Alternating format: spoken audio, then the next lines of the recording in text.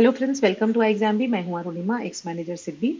हालांकि मैंने अपना career as a probationary officer Indian Overseas Bank के साथ शुरू किया था, लेकिन कुछ ही दिनों बाद फिर मैंने सिडबी ज्वाइन कर लिया था। फिर से सिडबी ग्रेड ए का नोटिफिकेशन आया है। 100 वैकेंसीज हैं।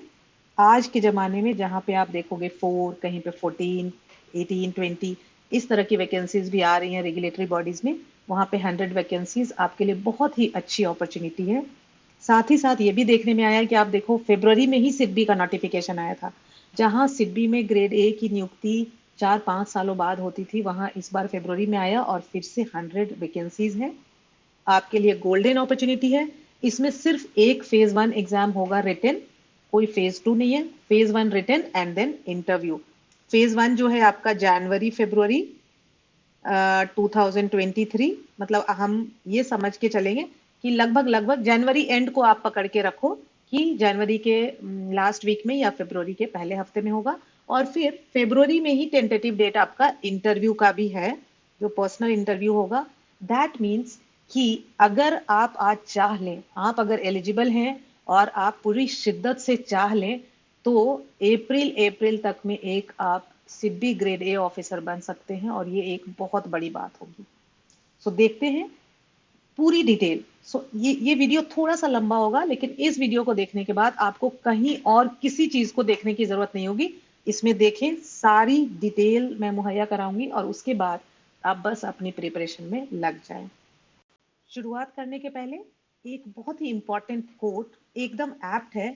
Successful and unsuccessful people do not vary greatly in their abilities, they vary in their desires to reach their potential. अब मैंने बोला, अब ये आपके ऊपर डिपेंड करता है कि इन 4 महीनों में आप सिडबी ग्रेड ए ऑफिसर बन सकते हैं। और कहाँ जो की है वो कहाँ है? आपका डिजायर, आपकी इच्छा कितनी बलवान है, कितनी ज्यादा आप ये इच्छा रखते हैं कि आप सिडबी ग्रेड ए ऑफिसर बने, वही तय करेगा कि आप कितनी मेहनत करेंगे इसके लिए। Desire is very important. John Maxwell ने बहुत ही एप्ट बात कही है और बिल्कुल बिल्कुल इस एग्जाम के लिए आज लागू होती है। देखो कितने नोटिफिकेशन आते हैं और जाते हैं, लेकिन कुछ स्टूडेंट्स बस नोटिफिकेशन का वेट करते हैं, फिर एग्जाम लिखते हैं, फिर नोटिफिकेशन का वेट करते हैं, फिर इतना कम टाइम होता है। इस बार आपको पक्का ठान लेना है कि मुझे ये एग्जाम क्लियर करना है और उसके लिए पूरी शिद्दत से लग जाना है। Okay, quickly let us see what all we are going to see in this session. Scheme of the examination, which is really important. Then previous year exam analysis. Actually यहाँ पे previous year नहीं होगा, इसी साल हुआ था। Detail में देखेंगे कि किस सब्जेक्ट में किस तरह के क्वेश्चन आए थे, ताकि हमें थोड़ा सा अंदाजा मिले। कंप्लीट सिलेबस, पूरा का पूरा सिलेबस देखेंगे हर सब्जेक्ट का। प्रीवियस ईयर कट ऑफ, क्या कट ऑफ था sectional as well as aggregate. Written without descriptive paper क्या था कट ऑफ, विथ डिस्क्रिप्टिव क्या था, और उसके बाद इंटरव्यू के बाद क्या था, कंप्लीट देखेंगे। Then why you should write a mock test and then what should be your preparation strategy. साथ ही साथ हम स्टडी प्लान भी देखेंगे। अभी 6 वीक्स का हम लोगों ने स्टडी प्लान बनाया है, जिसके तहत एक्चुअली आई एग्जाम भी ऑफर करता है कोर्सेज। अगर आपको लगता है आप सेल्फ स्टडी से भी कर सकते हो, बट इफ यू फील कि टाइम कम है and you need experts guidance, you can enrol for सिडबीज कोर्सेज। और वहां पे हम उस स्टडी प्लान को लेकर चलेंगे। डेली आपकी लाइव सेशंस होंगे और किस तरह से हम उस पूरे कोर्स को कवर करेंगे, ये भी आपको मैं बताऊंगी इस सेशन के एंड पे। इन सब के पहले हमारा वाई क्लियर होना चाहिए कि सिडबी हमें क्यों जाना चाहिए। अगर हमारा वाई क्लियर होगा तो हाउ तो हो ही जाएगा, है ना। सबसे पहला जो है प्लेस ऑफ पोस्टिंग। अब यहाँ पे देखो, मोस्टली स्टेट कैपिटल्स में ही आपके ब्रांचेस हैं। कुछ ही ब्रांचेस कैपिटल, स्टेट कैपिटल के अलावा होती हैं। रूरल पोस्टिंग का यहाँ पे कोई चक्कर नहीं है। अगर आप रूरल पोस्टिंग से घबराते हो, सिडबी ही आपके लिए, सिडबी एकदम परफेक्ट चॉइस होगा। वर्क इन्वायरमेंट बहुत अच्छा है, यहाँ का वर्क कल्चर बहुत अच्छा है। चूंकि मैं 10 साल यहाँ काम कर चुकी हूँ, मैं बहुत अच्छी तरह से आपको बता सकती हूँ, I can vouch for that, कि यहाँ पे जो वर्क इन्वायरमेंट है that is amazingly good. Skill enhancement, कई सारी ट्रेनिंग्स होती रहते हैं, फॉरेन टूर्स होते रहते हैं। मैं आपको यहाँ पे दिखाना चाहूंगी, जब मैं सिडबी में थी तो क्रोएशिया एंड वियना विजिट किया था मैंने। कुछ फोटोग्राफ्स हैं, पुरानी यादें ताजा हो गई, मुझे कुछ फोटोग्राफ्स मिल गए randomly.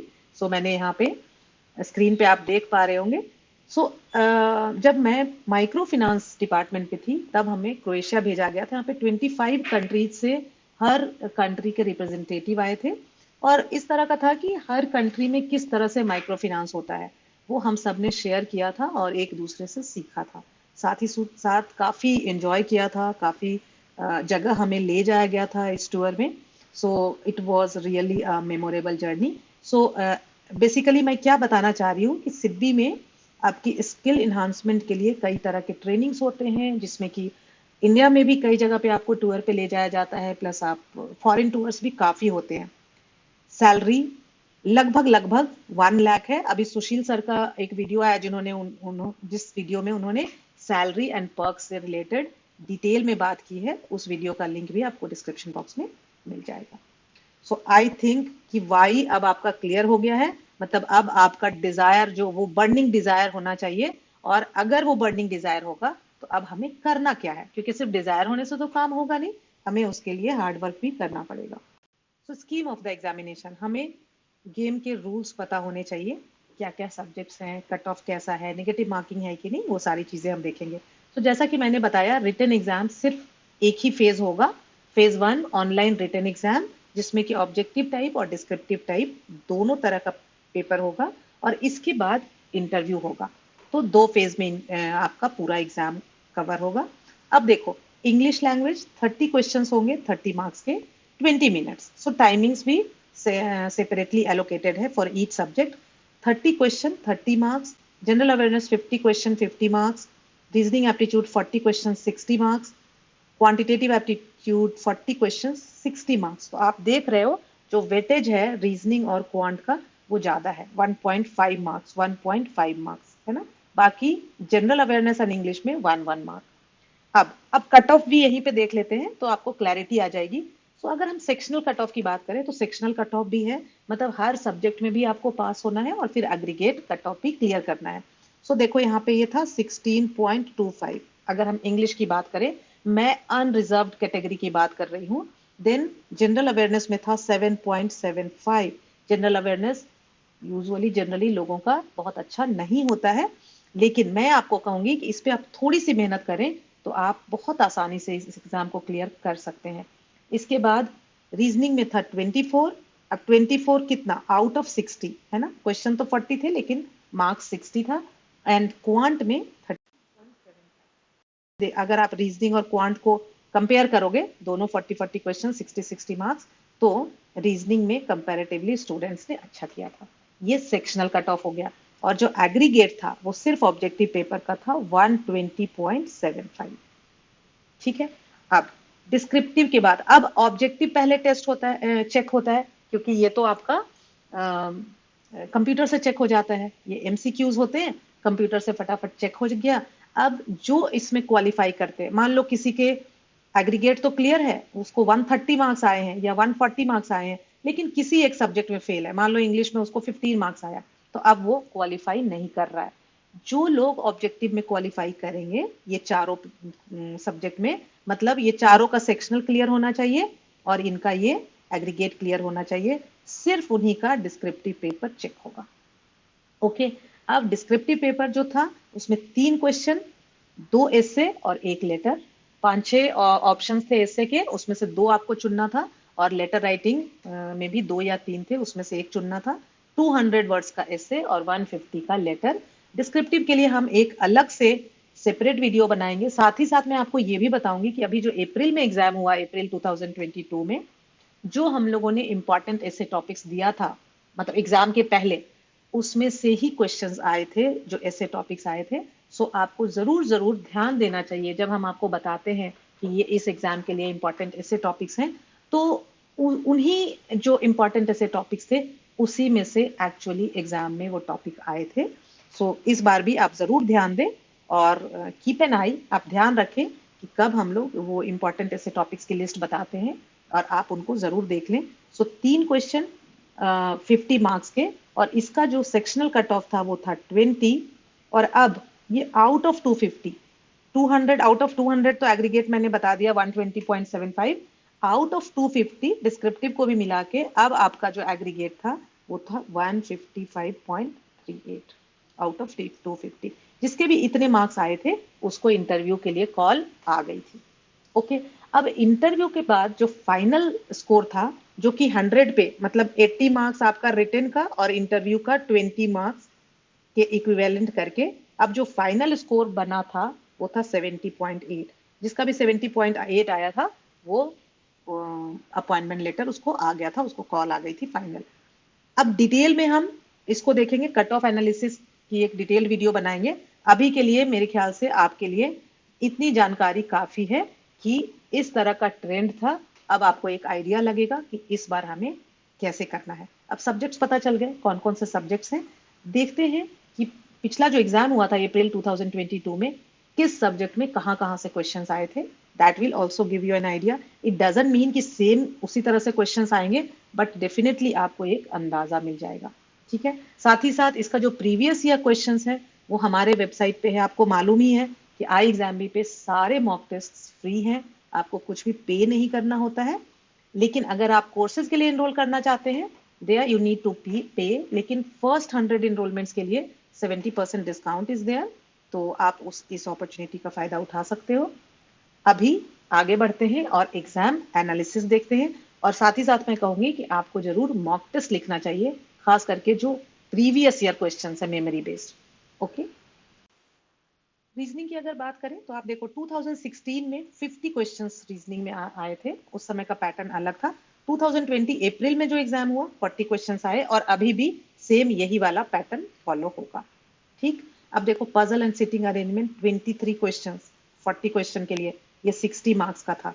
सिलॉग्स 3, blood relation 3, then direction and distance 1, alphabetical series 1, coding decoding से कोई क्वेश्चन नहीं आया था। Inequalities 3, alpha numeric series 2 and critical reasoning 4। आप देखो 50 क्वेश्चंस में 1 2 3 4 5 6 7 टाइप क्वेश्चन आए थे और यहाँ 40 क्वेश्चन में 1 2 3 4 5 7 8 1 2 3 4 5 6 7 8 टाइप क्वेश्चन आए थे।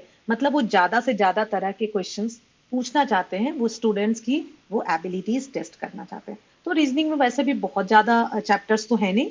मेरी ये सलाह होगी कि आप सारे चैप्टर पे अपनी पकड़ बनाएं और पजल एंड सिटिंग अरेंजमेंट पे खास ध्यान दें। मतलब आप रीजनिंग में जो भी करें, लेकिन आप 1 घंटा हर दिन पजल एंड सिटिंग अरेंजमेंट के लिए जरूर रखें, क्योंकि ये बहुत सहायक होगा आपका एग्रीगेट कट ऑफ बढ़ाने में।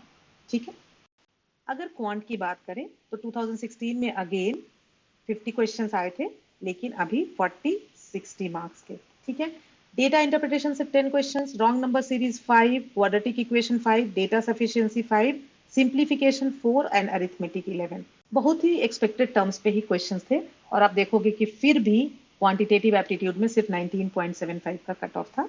तो अगर आपकी मैथ्स अच्छी है तो यहाँ से आप अपना एग्रीगेट बढ़ाएं, नहीं तो मैथ्स पे बस सेक्शनल कट ऑफ क्लियर होने तक ध्यान दें और बाकी फोकस आप अपने जनरल अवेयरनेस पे लगाओ, क्योंकि जनरल अवेयरनेस में करंट अफेयर से ज्यादा क्वेश्चंस पूछे जाते हैं। इंग्लिश की बात करें तो अगेन 2016 में 40 क्वेश्चंस थे, लेकिन अब 30 हैं। पिछली बार भी आए थे और अभी भी 30 क्वेश्चंस आएंगे 30 मार्क्स के। Reading comprehension 9, misspelled words 5, rearrangement 5, close passage 6, spotting error 5। काफी इजी क्वेश्चन था। मतलब इस 30 में मैं कहूंगी 16.25 आपका कट ऑफ था। आराम से थोड़ी सी भी अगर आपकी इंग्लिश अच्छी है 25 मार्क्स तक आप आराम से ला सकते थे। जिस लेवल का क्वेश्चन था, आप एक बार प्रीवियस ईयर पेपर जरूर देखना। अब जनरल अवेयरनेस, सबसे ज्यादा डर आपको इसी से लगता है, लेकिन अगर आप बीपीडिया फॉलो कर रहे हो, आई एग्जाम बी का बीपीडिया आई एग्जाम बी वेबसाइट पे एब्सोल्युटली फ्री। बीपीडिया डेली डेली हम लोग कंपाइल करके 3-4 न्यूज़पेपर और जो भी इंपॉर्टेंट सोर्सेज है वहां से आई एग्जाम बी की एक्सपर्ट टीम उसको कलेक्ट करती है, सबको कंपाइल करती है जो इंपॉर्टेंट न्यूज है और आपके लिए मुहैया कराती है, ताकि आपका टाइम सेव हो सके। और सबसे बड़ी बात है कि इसके लिए आपको कुछ भी पे करने की आवश्यकता नहीं है। आई एग्जाम बी वेबसाइट पे जाएं, डेली पढ़ें। अगर आपके पास बिल्कुल टाइम नहीं होता और आपको लगता है कि मैथ्स रीजनिंग इंग्लिश से आप बहुत अच्छा स्कोर कर लेंगे, तो आप वीकली बीपीडिया पढ़ें और साथ ही साथ मंथली बीपीडिया भी अवेलेबल है। तो आप अपनी स्ट्रेंथ वीकनेस के अनुसार आप डिसाइड करें कि आप किसको फॉलो करेंगे। लेकिन अगर आपके पास टाइम है, मैं कहूंगी डेली बीपीडिया बस फॉलो कर लो 4 मंथ्स का। और जनरल अवेयरनेस में आउट ऑफ 50 30 प्लस तो आपका कहीं नहीं जा रहा। जबकि आपका जो सेक्शनल कट ऑफ था वो सिर्फ 7.75 था। अब देखो स्टैटिक जीए से क्वेश्चन आया था 17, बैंकिंग अवेयरनेस 23, करंट अफेयर्स 10। अब जो ये बैंकिंग अवेयरनेस है इसमें भी मतलब मैक्सिमम क्वेश्चंस आपके करंट अफेयर्स से ही थे। सो इसलिए अगर मैं कहूं कि लगभग लगभग 80% क्वेश्चंस में करंट अफेयर्स का किसी ना किसी तरह से रोल था, तो ये कहना गलत नहीं होगा, जो कि आपके बीपीडिया से कवर हो सकता था। ये जो स्टैटिक क्वेश्चन थे 17, यहाँ पे भी क्या होता है कि मान लो स्टैटिक क्वेश्चन में किसी कंट्री का करेंसी पूछ दिया या किसी कंट्री का प्रेसिडेंट पूछ दिया, इसका मतलब नहीं है कि ये सारे वर्ल्ड में जितनी कंट्रीज हैं उनका आपको प्रेसिडेंट जानना है। वो कंट्री किसी ना किसी वजह से न्यूज में रही होगी, तभी उसका प्रेसिडेंट पूछा जा रहा है, या किसी नदी के बारे में पूछ दिया, तो वो किसी ना किसी वजह से वो कंट्री या वो रिवर न्यूज में रही होगी। सो जो स्टैटिक जीके के क्वेश्चन भी होते हैं वो इनडायरेक्टली करंट अफेयर से ही रिलेटेड होते हैं, और इसके लिए हमारे बीपीडिया में स्टडी अलोंग होता है। मतलब न्यूज है, अब कोई न्यूज ऐसी है जिसके बारे में कई स्टूडेंट्स को बिल्कुल पता नहीं है, तो हम लर्न अलोंग देते हैं जिससे कि उसके बारे में एक बैकग्राउंड आपको पता चल सके। कोई अगर नया टर्म है तो उस टर्म के बारे में आपको बार बार गूगल ना करना पड़े और आपका टाइम सेव हो सके। जनरल अवेयरनेस का डिटेल सिलेबस आपकी स्क्रीन पे है, आप स्क्रीनशॉट ले सकते हो, और यहाँ पे मैं एक एक को डिस्कस नहीं करूंगी क्योंकि जनरल अवेयरनेस का कंप्लीट सिलेबस अभी subject wise syllabus and preparation strategy हम सेपरेट वीडियोस में कवर करेंगे। सो हर सब्जेक्ट का आप एक बार स्क्रीनशॉट ले लो सिलेबस का, it is important. This is for reasoning, then quant, English. English में अब आप देख सकते हो यहाँ पे टेंसेज है, पार्ट्स ऑफ स्पीच है, direct indirect speech, active passive voice. ऐसा नहीं है कि इससे आपको डायरेक्ट क्वेश्चन आएंगे कि टेंसेज से आपके 5 क्वेश्चन आ गए, लेकिन आपके जो भी क्वेश्चन आएंगे उसमें ये tenses, parts of speech, direct indirect speech and active passive voice की आपको नॉलेज है, जिसको कि समझने में बहुत ज्यादा वक्त नहीं लगेगा। अगर आप एग्जामिनेशन पॉइंट ऑफ व्यू से देखना चाह रहे हो तो अगर 3-4 दिन का अगर टाइम दो आप ध्यान से, तो आराम से इस पे पकड़ बन सकती है। और आप देखोगे कि इसके बाद ऑब्जेक्टिव इंग्लिश और साथ ही साथ आपका 50 मार्क्स का डिस्क्रिप्टिव पेपर भी है। उसमें आपके जो आप जो भी लिख रहे हो वो एरर फ्री लिख रहे हो, आपके सेंटेंस स्ट्रक्चर्स जो हैं वो पुख्ता और सही बन रहे हैं। सो ये इंपॉर्टेंट है आपके लिए। इसके बाद इस तरह के क्वेश्चन आएंगे आपको, रीडिंग कॉम्प्रिहेंशन आ गया, एरर स्पॉटिंग, सेंटेंस इंप्रूवमेंट। अब ये जो क्वेश्चंस आएंगे ना, इसके लिए ये जरूरी है एक तरह से। सब्जेक्ट वर्ब एग्रीमेंट से रिलेटेड क्वेश्चंस आएंगे, कहाँ आएंगे? स्पॉट करने को एरर आएंगे, या फिलर आएंगे, या क्लोज टेस्ट में कुछ इस तरह का होगा। सो इसलिए इस तरह से 2 भाग में हम इंग्लिश के सिलेबस को बांट सकते हैं। अब ये मैंने एग्जामिनेशन स्कीम डिस्कस करते हुए, ये जो अप्रैल में पेपर हुआ था उसका कट ऑफ आप एक यहाँ पे आप देखो, अनरिजर्व्ड और ओबीसी दोनों के लिए है डिटेल में। These are sectional, then this is aggregate 120। अब आप देखोगे कि जो इसका टोटल है वो 120 नहीं है, तो वो एक्चुअली इसका टोटल नहीं है। These are sectional cut off and this is aggregate cut off. ठीक है, ये बात आपको समझनी पड़ेगी। देन डिस्क्रिप्टिव में भी 20 था, ये हम डिस्कस कर चुके हैं, 157.75। एंड फाइनल स्कोर जो कि ये 70.8 कहां से बनेगा? आउट ऑफ 100, जिसमें 100 इज 80 रिटर्न का। मतलब रिटर्न में जो आपका ये आया 157.75 उसको इक्विवेलेंट टू 80 कर देंगे, और इंटरव्यू जो 100 मार्क्स का होगा उसमें जो भी आपके मार्क्स आएंगे उसको इक्विवेलेंट टू 20 कर दिया जाएगा, और उसके बाद वो 70.8 से ऊपर जिनका था उनका सिलेक्शन हो गया। ये वाला कैलकुलेशन भी हम लोग एक सेपरेट वीडियो में देखेंगे।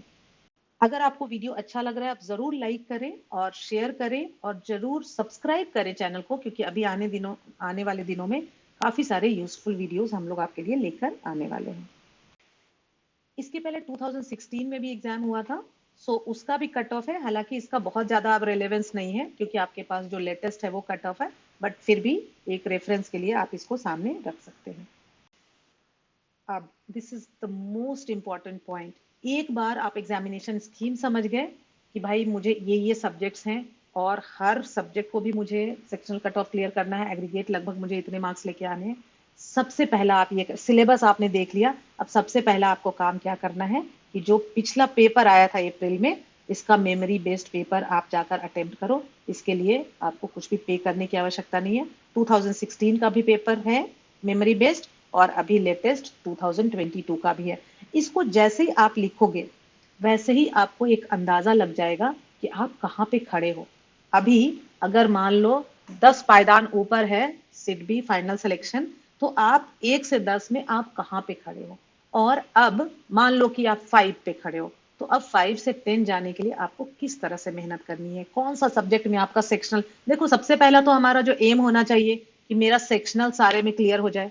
अगर मान लो आज आपको लगता है कि नहीं मेरा तो इंग्लिश में बस 2 ही नंबर आया, मतलब अब 1 हफ्ता कम से कम आपको इंग्लिश पे ज्यादा फोकस करना है। सो इस तरह से आप अपनी स्ट्रैटेजी बनाएं, और ये पेपर लिखने के बाद ये ना एकदम कंप्लीट डायग्नोसिस हो जाएगा। आपको एकदम मिरर की तरह जो आपका जो पेपर है, आपका जो रिजल्ट है, वो आपके लिए एक मिरर की तरह काम करेगा, आपको आईना दिखाएगा। और अब आपके सामने एक क्लियर पिक्चर आएगा कि आपको आगे कैसे बढ़ना है, किस तरह से आगे पढ़ाई करनी है, कौन से सब्जेक्ट पे ज्यादा ध्यान देना है, ज्यादा वक्त देना है। क्योंकि आपको हर व्यक्ति को अपनी अपनी स्ट्रैटेजी बनानी पड़ती है, क्योंकि हम सब अलग हैं, है ना। अगर मैं आपको एक रेडीमेड स्ट्रैटेजी बना के दे दूंगी, that is not going to work for you.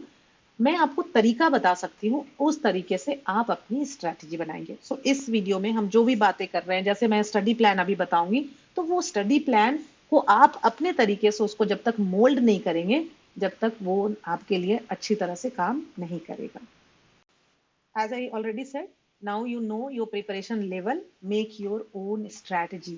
और उस स्ट्रैटेजी को पकड़ करके आप एक प्लान बना करके डिसिप्लिन्ड मैनर में आपको चलना है। आपको सब कुछ भूल जाना है, ये 2-3 महीने आपको एकदम साधु संत बन जाना है, क्योंकि that is going to change your whole life.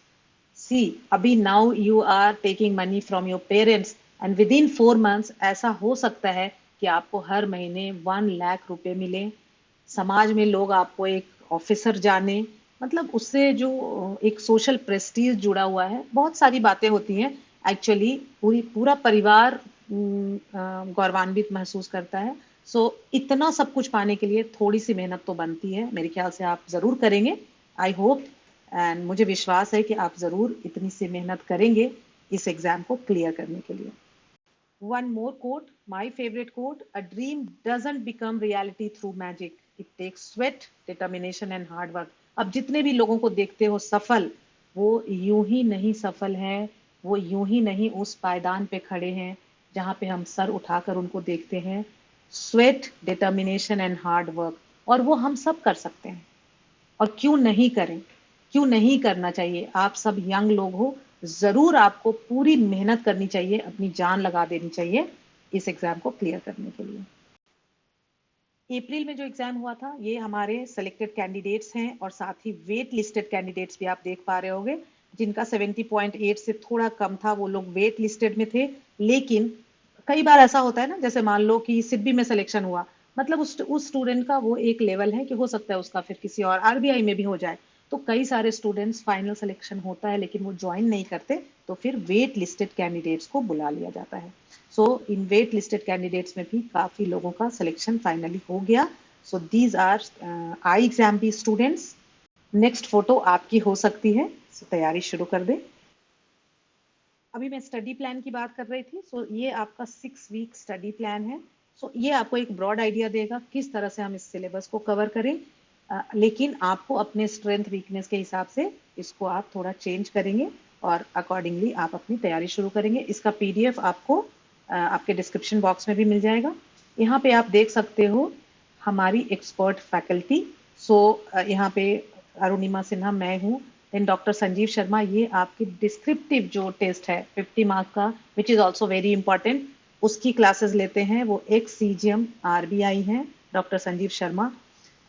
सुशील रगड़े, ये एक्स मैनेजर आरबीआई हैं, ये भी आपकी क्लासेस लेंगे, मेनली आपके जनरल अवेयरनेस की। तुषार सर आपकी जनरल अवेयरनेस की क्लासेस लेंगे। करण सर क्वांट के लिए, अंशुल मलिक सर आपकी रीजनिंग के सेशंस लेंगे, और सताक्षी मैम आपकी इंग्लिश के क्लासेस लेंगे। सो for any further query you can call at 9205524028, and I can actually challenge anybody कि इस तरह की फैकल्टी आपको किसी भी प्लेटफॉर्म पे नहीं मिल सकती है। So if you need guidance you must enrol for IXAMB courses.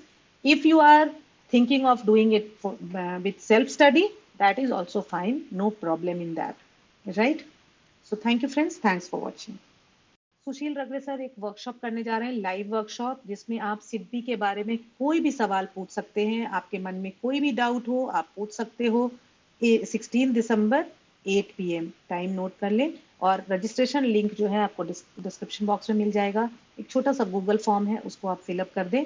कुछ छोटे छोटे सवाल हैं 3-4, उसको आप आंसर दे दें और फिर आप इस वर्कशॉप में आ सकते हैं। कोई भी सवाल पूछ सकते हैं, अपने सारे डाउट्स क्लियर कर लें।